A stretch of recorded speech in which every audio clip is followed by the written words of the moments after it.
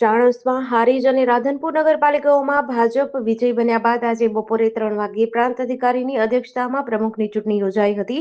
ત્રણેય નગરપાલિકાઓમાં આ વર્ષે સામાન્ય મહિલા અનામત બેઠક હોવાથી મહિલા પ્રમુખ બની છે. હારીજ નગરપાલિકામાં ધરતીબેન ધર્મેશભાઈ સચદેની પ્રમુખ અને કોંગ્રેસમાંથી પક્ષપલટો કરી ભાજપમાં જોડાયેલા વોર્ડ નંબર 6 ના કિંજલબેન ચક્ષુ મહેતાની ઉપપ્રમુખ તરીકે વરણી થઈ છે. રાધનપુર નગરપાલિકામાં ભાવનાબેન વિક્રમભાઈ જોશીની પ્રમુખ તરીકે અને હરેશભાઈ રઘુરામ ઠક્કરની ઉપપ્રમુખ તરીકે વરણી કરાઈ છે. ત્રણેય નગરપાલિકાઓમાં પ્રમુખ પદ માટે 2.5 વર્ષની ટર્મ નિર્ધારિત કરવામાં આવી છે. સામાન્ય બેઠક ઉપર જીતનાર તમામ મહિલાઓને પ્રમુખ બનવાની તક મળી છે.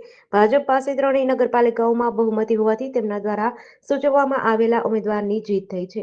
આજ રોજ રાધનપુર નગરપાલિકા ખાતે પ્રાંત શ્રીની હાજરીમાં પ્રમુખ, ઉપપ્રમુખ અને કારોબારી પ્રમુખની વરણી કરવામાં આવી.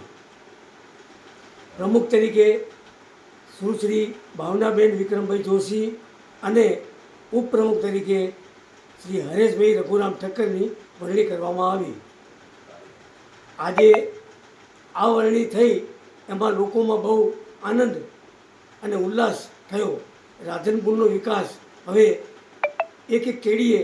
આજે 5/3ના રોજ ભારતીય જનતા પાર્ટીમાંથી વિક્રમભાઈ જોશીના વાઇફને પ્રમુખ તરીકે નિમણૂક કર્યા.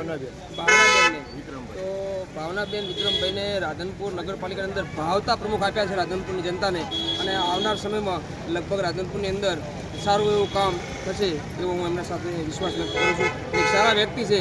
આ નગરપાલિકામાં એક સારા વ્યક્તિની જરૂર હતી, એટલે રાધનપુરની જનતા માટે ખૂબ સારા સમાચાર છે. જય હિન્દ, જય. પહેલાં નગરપાલિકાની કઠડી સમય હતી અને અત્યારે હવે શું એવું ને એવું રહેશે કે બદલાવ આવશે? ખૂબ સારો બદલાવ આવશે, કારણ કે જ્યારે સારો વ્યક્તિ આવે છે નગરપાલિકાની અંદર તો લોકોના કામ 100% થાય છે.